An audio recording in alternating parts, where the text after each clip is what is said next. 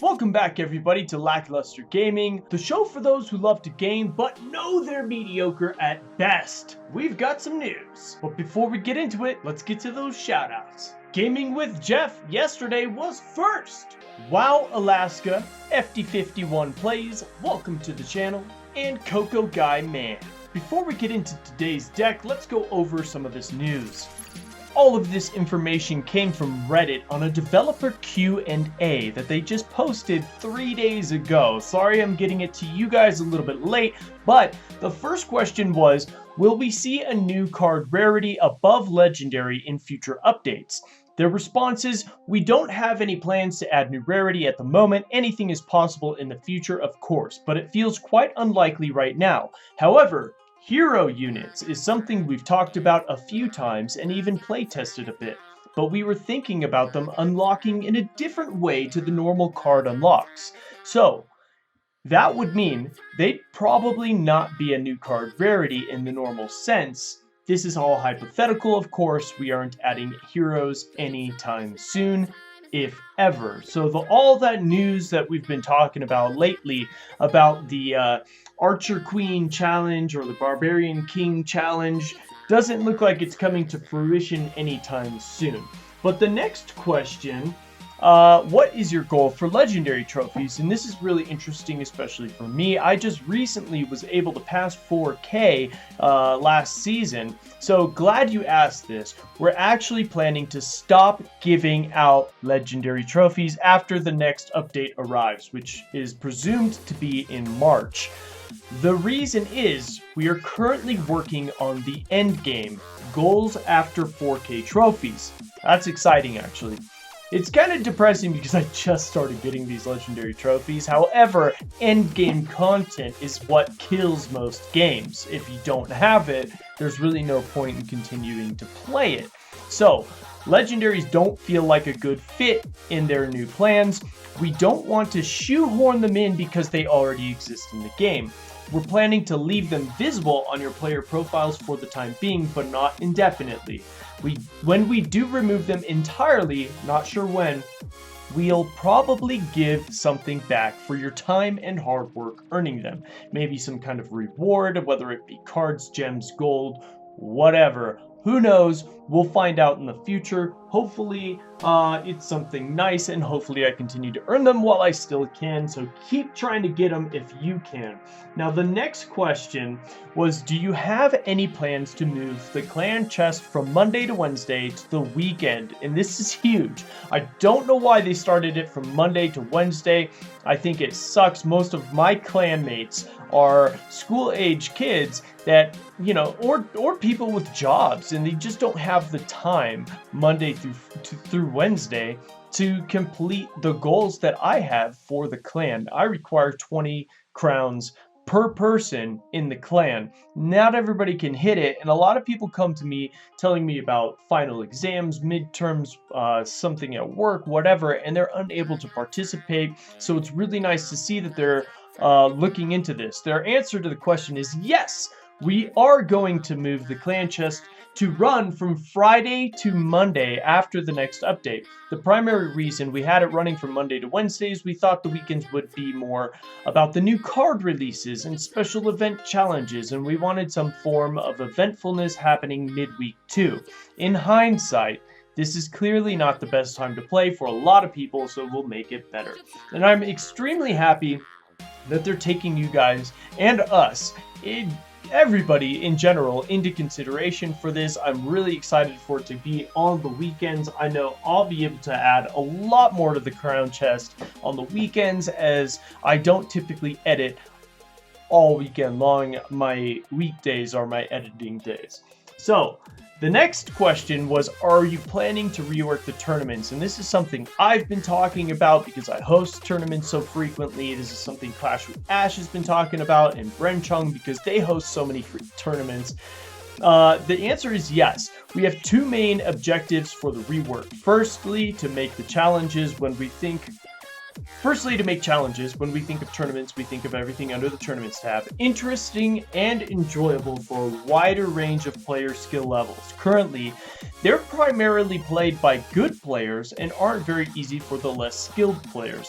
This is a problem because challenges are also the vehicle we're using to deliver our fun game modes. By the way, we'd like to keep them as competitive as they currently are for the players who are after that kind of challenge, but also offer less competitive, difficult options for other players to enjoy as well. Secondly, we'd like to make custom tournaments much better. Part of this could be properly support esportsy stuff from within the game.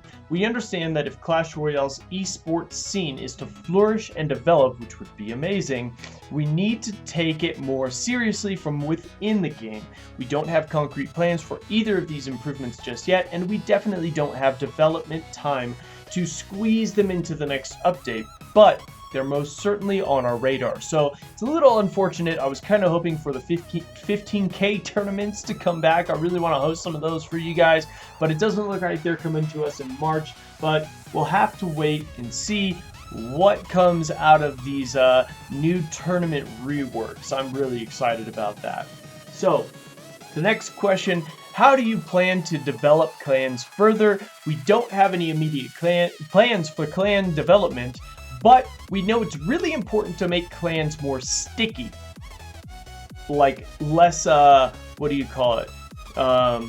people jumping in and out of clans. You want to keep clans together, right? I know I do. I like a lot of my people and I keep them very close to me. I don't get on to talk to them as much as I would like to because of how much work I invest into this channel, but I still want there to be a good community within the clan.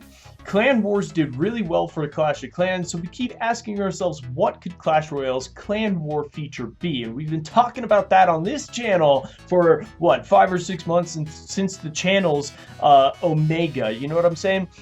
For the time being, we're thinking mostly about smaller quality of life updates, such as being able to share more interesting stuff with your clans like decks, etc. This isn't coming in the next update, but it's on our minds. However, we do have one super cool feature coming in the next update, specifically for clans. Something along the lines of the clan chest, quite similar in fact, but with a really awesome twist.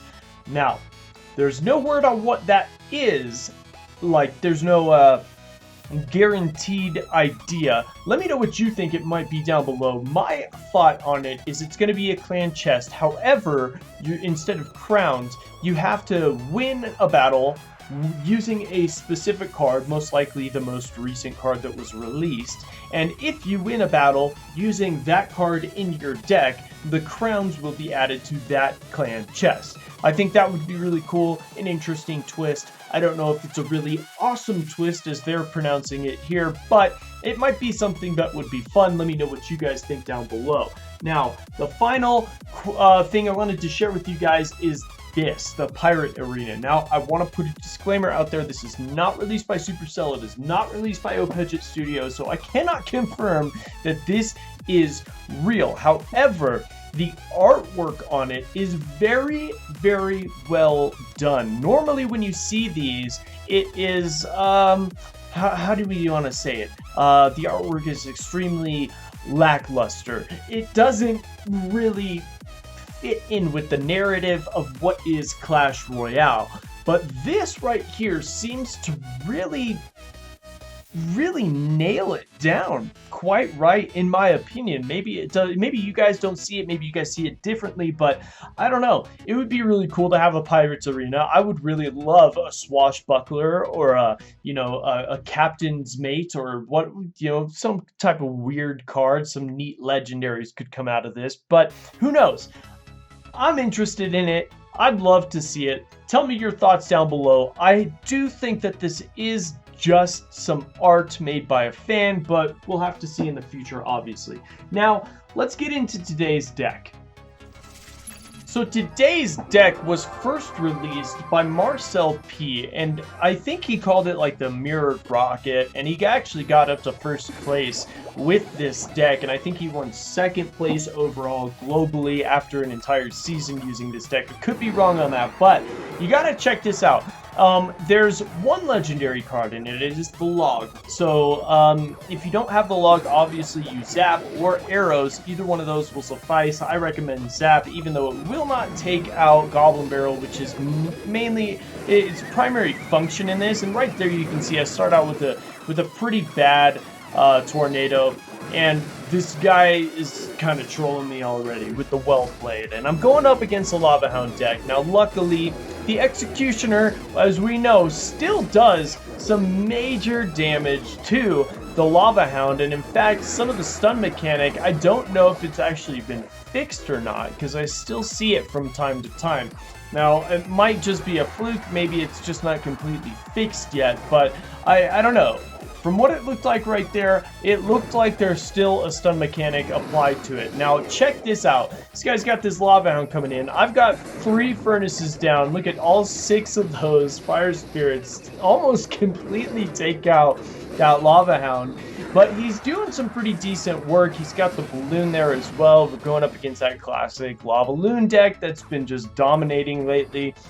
Usually it's in the top 10 of the leaderboard. So it's a pretty difficult deck. Lots of air, going up against lots of air, and the only real air defense is the Executioner, obviously the Rocket if you choose to use it defensively, and the Furnace. So we definitely have to play this one properly and use our air cards specifically for defense. Our air targeting cards specifically for defense. And as you can see here, I like to use my mirror for that as well. Now, mirroring your furnace is excellent. It makes it extremely difficult to counter what's coming in, because it's pretty easy to counter one furnace either with a tombstone or with an ice golem, even with an ice spirit if played properly. But to counter 2 to 3 furnaces at the same time is pretty much going to leave an open hole. There's going to be a gap there where those Fire Spirits are going to be able to make it to that tower. Now, we're able to tie up the game here, and now we got to start working on this opposite side. So we've got our Executioner and our Furnace down. We're going to Tornado. We're actually going to bring that Mega Minion in a little bit closer, and we're going to double up on that Tornado and bring in everything to one small point so that the one Executioner can take it all out. So even after the update, the Executioner still reigning supreme, still doing tons and tons of damage. At this point, the trolling has ceased. The laughing is more passive humor to show that he understands that he's about to get totally dominated and destroyed by my deck. Not my deck, Marcel P's deck, but by this deck getting totally destroyed. And granted, look at this, it's only a level 3 Executioner, so I suggest if you have a level 3 Executioner, go ahead and give this deck a shot. It plays really well, it's a lot of fun. There is a small learning curve to it. It took me a little bit of time just to finally understand exactly how to play it, but I finally got it down and finally got into a point where I'm able to, boom, knock stuff out and defeat things like Golem, Lava Hound, and even some bigger tanky troops. So there you go, let's get into part 2. Alright, so here we go, part number 2. I'm a little bit exhausted today, I don't know why, but I'm excited about the news that we brought earlier in the episode here. And right away, I'm going to place down my Furnace so that I can start chipping away. Now, this is a real chippy deck. Other than the Rocket, there's really nothing that does a whole lot of major tons of damage just right away, except for the Goblin Barrel. Now, it's very possible to get the Goblin Barrel to the tower, but most of the time, when you see Goblin Barrels being used, there's also some type of tank. So we want to make sure, just like we see on screen, get the Executioner to start taking some damage from the Arena Tower before you throw in your Goblin Barrel. That's key, because the Goblin Barrel can either be zapped, logged out, or it can just be totally taken out by the towers quickly enough if you don't have something covering for it. Now, the rocket, you can use it as defense. Most of the time, I don't like to do that, but against that push, it wasn't that bad. I actually gained 1 elixir from it because the rocket being 6, and that push with the hog and the 3 elixir minions being 7. Now, this guy is using his pump to counter the furnace, and I've never seen that before. This was the first time, and I was actually kind of interested in that kind of an idea because he's still getting a little bit of a benefit from the pump, and realistically only 1 fire spirit is making it, and it's making it to the pump, and it's preventing those fire spirits from doing any chip damage from to his arena tower. So here we go.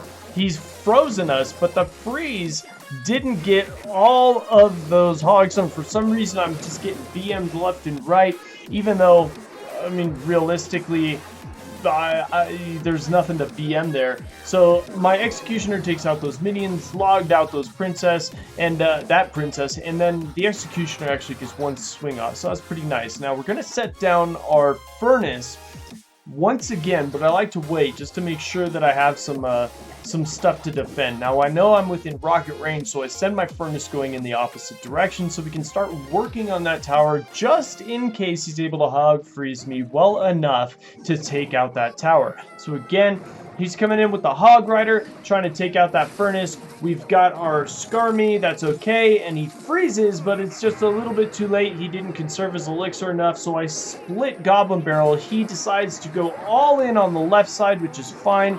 We're gonna go ahead and log that, and he's coming in with a mini P.E.K.K.A, which is alright as well, because it's not going to get anywhere. Those fire spirits are going to take it out, and we're not going to deal with that princess just yet. Now we'll place down our executioner, take her out, Skarmy to take out this hog rider. He's going to freeze it and zap it, but we're going to rocket it and take it out just in time for the overtime victory. Just 1 second in.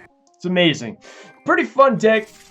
Give it a shot if you like it. If you like zap bait decks, it's a lot of fun. And if you don't have any legendaries, it's a great one to use. Just replace the log with zap.